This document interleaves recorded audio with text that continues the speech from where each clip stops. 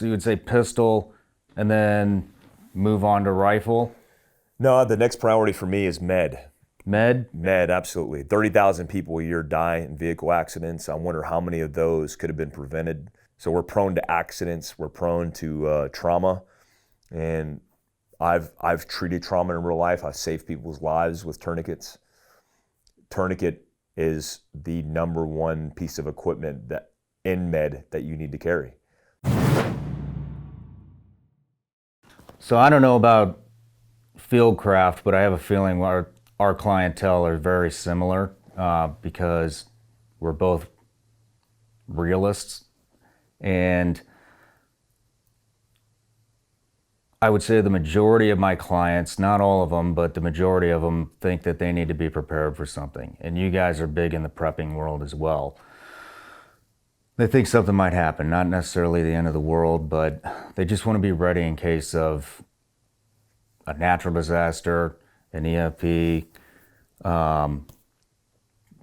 There's 1,000 different scenarios.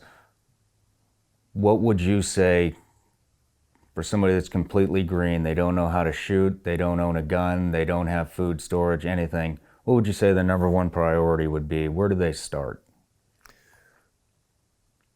The number one priority for me is personal defense, because the first principle of patrolling is security.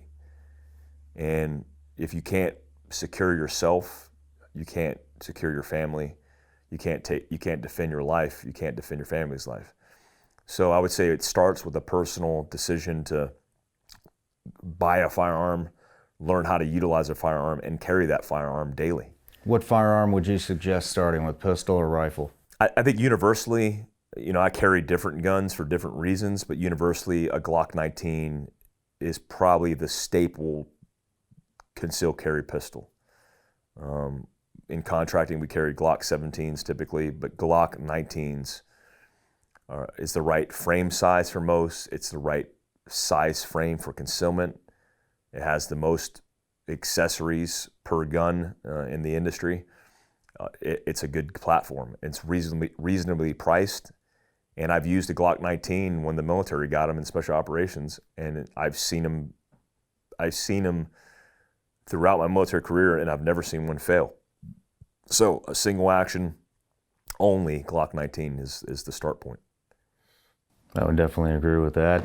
It's like the Toyota Corolla of handguns. Yeah, absolutely. They just never fucking die. Yeah, 100%. But, and then, so next would be, so you would say pistol and then move on to rifle? No, the next priority for me is med. Med? Med, absolutely. 30,000 people a year die in vehicle accidents. I wonder how many of those could have been prevented. 400 idiots a year fall out of their tree stands and hunting and break their legs and do dumb shit. So we're prone to accidents. We're prone to trauma. And I've treated trauma in real life. I've saved people's lives with tourniquets. Tourniquet, which is a $29.99 piece of equipment from North American Rescue, which we sell on our website at fieldcraftsurvival.com, is the number one piece of equipment that in med that you need to carry. Stopping an extremity wound, a traumatic bleed from a femoral or brachial artery is life-saving. If you don't do that, you simply just go to sleep and die. Are you guys teaching meds? We absolutely do, yeah. We teach TCCC, Tactical Combat Casualty Care, which we were required by our contract to train. We teach a course, certified TCCC course through NAEMT, the certification on tactical med training, trauma training. I just taught a CPR lifesaver course at my Tribe Expo recently. So we frequently teach med, and I expect that if in contracting in austere environments, we are required to carry a tourniquet based on our own understanding of what we could run into, that a civilian should do the same. Whether that's inside your waistband, because we do sell an inside the waistband tourniquet holder, or that's inside of a bag or inside your vehicle, somewhere within arm's reach, where if you're experiencing trauma, you could save your life. Interesting. What? So number three, what would the number three thing be? We got pistol, we got med. If we're talking equipment specific things that you need to carry, the next piece of equipment would be the way in which you carry it, which would be the bag in which you carry.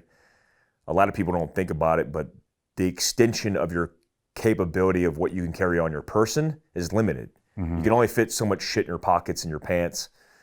And if you have a bag, meaning an everyday carry bag, that might be your purse, your MERS, your European man satchel. It sets you up for an extended capacity. That's how we look at vehicles. I mean, if I have a med kit in my back pocket, that's a minimalist, low vis med kit. Well, I want my fucking car to be an ambulance. I want there to be enough med equipment to treat my family, myself. And then you upgrade that to your house as well. I want a damn hospital at my house.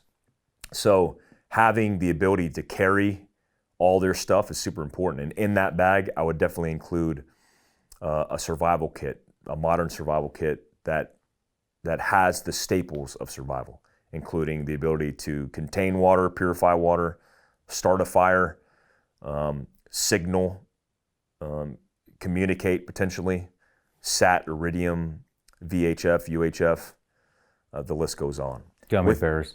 Gummy bears that are fat-free, that have lots of carbs, lots of sugars, lots of calories. They're survival bears. That's what we call them. They're survival bears. Yeah. Well, Mike, I know you got a flight to catch, so I'm going to wrap this up, but I just want to say, man, I had a great fucking time. You came up and I didn't know how this was going to go. We hadn't seen each other in 6-7 years, and I mean, I think we think very parallel on a lot of things, and it was a great time. We made some great content. I can't thank you enough for coming up here, and it's been awesome watching you grow and watching Fieldcraft grow, and I can't wait to see what comes in the years ahead. So thank you for coming out. Thanks for having me, man. I'm looking forward to hearing your podcast and seeing what you guys have in the future. I mean, you're one of 3 YouTube channels that I watch. The other 2 are mushroom YouTube channels, foraging for mushrooms. You do love some mushrooms. I love them. And so, yeah, man, I appreciate you guys having me out and open your doors to me. And it's rare for me, like you, to get out.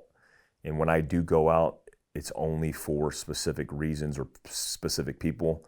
And you guys are some really good people doing some really good stuff, and I look forward to doing more with you. No matter where you're watching Shawn Ryan Show from, if you get anything out of this, please like, comment, subscribe, and most importantly, share this everywhere you possibly can. And if you're feeling extra generous, please leave us a review on Apple and Spotify podcasts.